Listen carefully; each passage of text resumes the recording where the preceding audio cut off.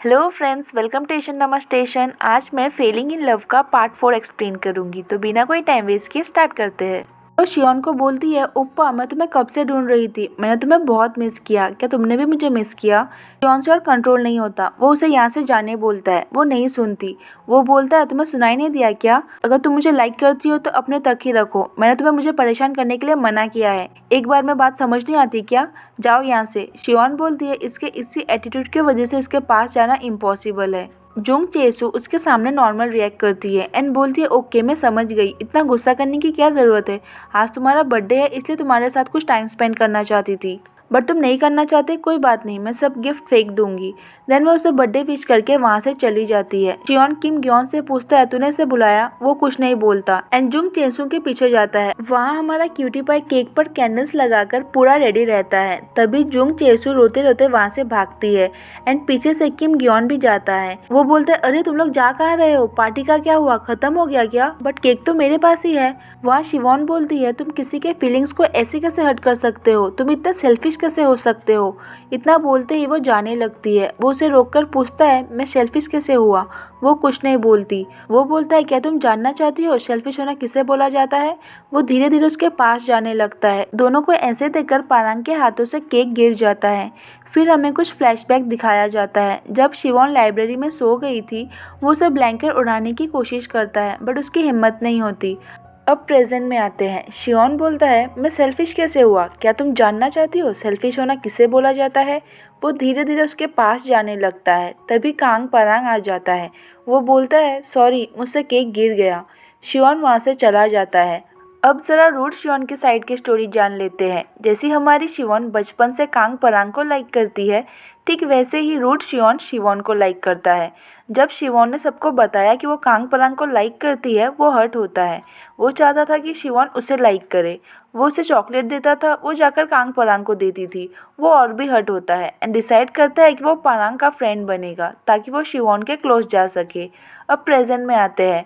वो बोलता है, 10 साल बाद भी ये लड़का थोड़ा भी चेंज नहीं हुआ। मतलब वो चाहता था कि कांग परांग अभी थोड़ा मैच्योर हो जाए एंड शिवॉन पर उतना डिपेंड ना रहे, बट अभी भी वो पहले जैसा ही है, थोड़ा भी चेंज नहीं हुआ है, इसलिए वो ऐसा बोलता है। वहाँ शिवॉन सोचती है, वो मुझे क्या बोलना चाहता था। देन वो बोलती है, मैं क्यों उसके बारे में सोच रही हूँ। नेक्स्ट मॉर्निंग रूट शिवॉन शिवॉन के घर आता है। शिवॉन सोचती है, मैं सपना तो नहीं देख रही। तभी उसे रियलाइज़ होता है कि ये तो सच में आया है।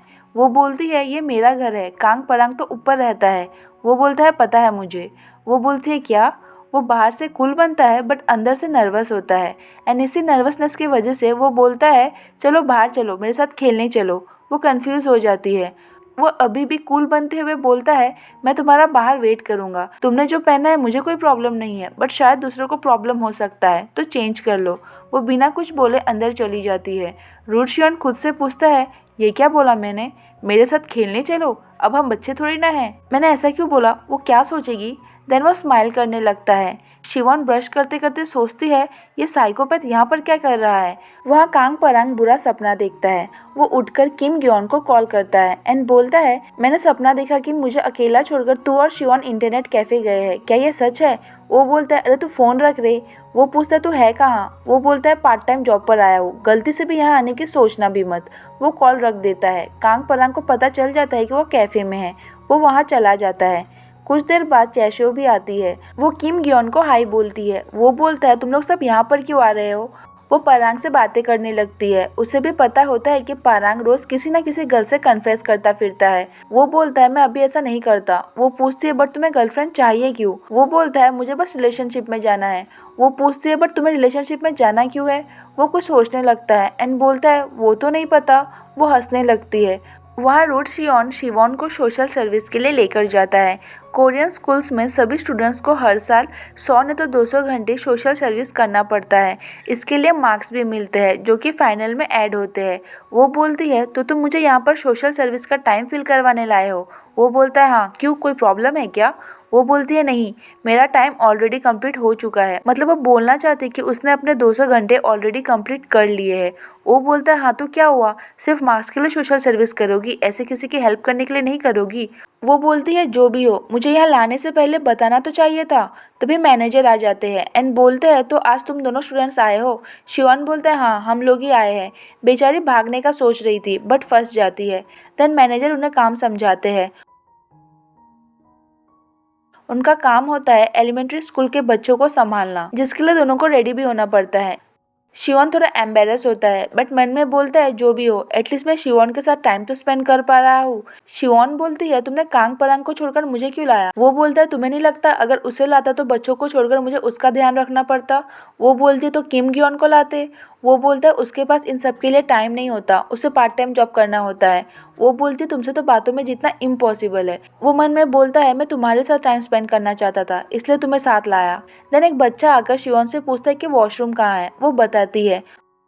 उसके जाने के बाद रूट शिवॉन बोलता है तुम उस बच्चे के साथ जैसे क्यूटली बात कर रही थी, मुझसे क्यों नहीं करती। वो बोलती है तुम्हें भी उसकी तरह क्यूट होना चाहिए। वो बोलता है ओ। देन बच्चों की तरह बोलता है नो ना, वॉशरूम कहाँ है। शिवॉन हंस पड़ती है। वो स्माइल करता है। वो बोलती है ये क्यूट नहीं डरावना था, थैंक गॉड मैं तुमसे बड़ी नहीं हूँ, नहीं तो तुम मुझे ऐसे ही नोना बोलते। वो बोलती है तुम्हें नहीं लगता कि कांग परांग बचपन में इसी बच्चे की तरह दिखता था, कितना क्यूट था ना वो। शिवॉन मन में बोलता है ये कांग परांग तो पीछा ही नहीं छोड़ता। वहाँ पारांग से मिलने हिशु आती है। ये वही लड़की है जिसने उसे नंबर दिया था। वो पूछती है तुम डेट पर क्यों नहीं आए। वो बोलता है मुझे कुछ काम आ गया था। चैशो उन्हें बात करने देती है एंड वहाँ से जाने लगती है। एंड जाते जाते किम ग्योन को बोलती है ओप्पा तुम पर ये हेयर स्टाइल बहुत सूट कर रहा है। वो अपने हेयर चेक करने लगता है। वहाँ शिवॉन एंड शियोन बुक ऑर्गेनाइज करते हैं। शिवॉन थक जाती है एंड बोलती है चलो एक गेम खेलते हैं, जो हारेगा वो सारे बुक्स ऑर्गेनाइज करेगा। वो बोलता है मुझे गेम खेलना नहीं पसंद। वो बोलती है तुम्हें डर लग रहा है कि तुम हार जाओगे। वो बोलता है मैं कभी नहीं हारता। तभी शियोन बोलती है रॉक पेपर सीजर। वो रॉक बनाती है, वो सीजर बनाता है एंड हार जाता है। वो बोलती है ये फर्स्ट टाइम है जब तुम मुझसे हारे हो। वो बोलता है मैं रेडी नहीं था। रूट शियोन हार जाता है, इसका मतलब अब शियोन आराम करेगी एंड वो काम करेगा। वो सोने की कोशिश करती है बट उसे नींद नहीं आती। वो बोलती है मुझे नींद नहीं आ रही है। वो बोलता है तो उठकर बुक ऑर्गेनाइज करो। वो बोलती है कोई अच्छी वाली स्टोरी है तो बोलो ना। वो बोलता है मुझे कुछ और काम नहीं है क्या। वो बोलती है मैं बोर हो रही हूँ। वो बोलता है मैं बोर नहीं हो रहा हूँ। वो बोलती है मैं कुछ भी बोलूँ हमेशा तुम्हारे पास रिप्लाई रेडी रहता है ना। वो मन में बोलता है हाँ रहता है, क्योंकि मैं तुम्हारे हर एक बात को ध्यान से सुनता हूँ। देन वो उसके पास आकर बोलता है मैं रिप्लाई नहीं दूँ तो प्रॉब्लम और रिप्लाई दूँ तो भी प्रॉब्लम, चाहती क्या हो तुम। वो बोलती है मैं तुम्हें कुछ क्वेश्चंस पूछूंगी, उसका आंसर देना। वो बोलता है ओके ठीक है। वो उससे पूछती है तुम कौन से कॉलेज में जाओगे। वो तुरंत रिप्लाई देता है। वो बोलती है तुम्हें रिप्लाई देने में थोड़ा सा भी टाइम नहीं लगा, ये तुम्हारे लिए बहुत ईजी क्वेश्चन था क्या। वो कुछ नहीं बोलता। वो बोलती है अब तुम पूछो।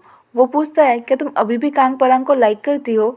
उसे इसका आंसर जानना होता है बट उसे डर भी लग रहा होता है। सो वो मन में बोलता है मैंने ये क्या पूछ लिया। वो रिप्लाई नहीं देती। वो बोलता है क्या ये इतना डिफिकल्ट क्वेश्चन है जो तुम्हें इतना टाइम लग रहा है।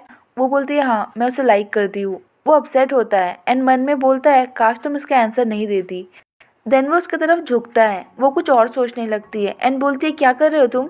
वो बोलता है बुक्स को सेल्फ में रखना है। तभी वो दोनों क्लोज आ जाते हैं एंड एक दूसरे को देखने लगते हैं। शिवॉन नर्वस होकर उठ जाता है। वो लोग जब घर जा रहे होते हैं एक बच्चा खो गया होता है। ये वही बच्चा है जिसे शिवॉन ने वॉशरूम का रास्ता बताया था। वो अपने भाई का नंबर बताता है। शिवॉन कॉल लगाने जाता है तभी वो रियलाइज़ करता है कि ये नंबर तो एनएससी यहीं पर कट हो जाता है। देन वो उसे पिगी बैग राइड देता है। शिवॉन पूछती है भारी है क्या। वो बोलता है हाँ तुम कैरी करोगी। वो बैक पेन का बहाना बनाने लगती है। शियोन बोलता है बस मैं समझ गया और कुछ मत बोलो। वो हंसने लगती है। वो लोग उस बच्चे के बड़े भाई के पास पहुंच जाते हैं जो कि कोई और नहीं किम गियोन होता है। शिवॉन बोलती है तुम्हारा भाई बहुत ब्रेव है। वो बोलता है हाँ मुझे पता है, वो ड्राइंग भी बहुत अच्छा करता है। तभी शियोन बोलता है ये बोल रही थी कि तेरा भाई कांग परांग के जैसा दिखता है। किम गियोन बोलता है तुम ऐसी नॉनसेंस बातें कैसे बोल सकती हो। वो बोलती है अरे तुम ऐसे क्यों बोल रहे हो, परांग अभी ऐसा दिखता है, वो बचपन में बहुत क्यूट था। तभी परांग एंड हेसु बाहर आते हैं। दोनों को साथ देखकर शिवॉन अपसेट होती है एंड ये एपिसोड यहीं पर खत्म हो जाता है। अगर आपने ये वीडियो यहाँ तक देख लिया है तो ज़रूर आपको पसंद आया होगा, तो प्लीज़ लाइक कर देना। एंड अगर चैनल पे न्यू हो तो चैनल को सब्सक्राइब करना मत भूलना। Thanks for watching. मिलते हैं नेक्स्ट पार्ट में। बाय।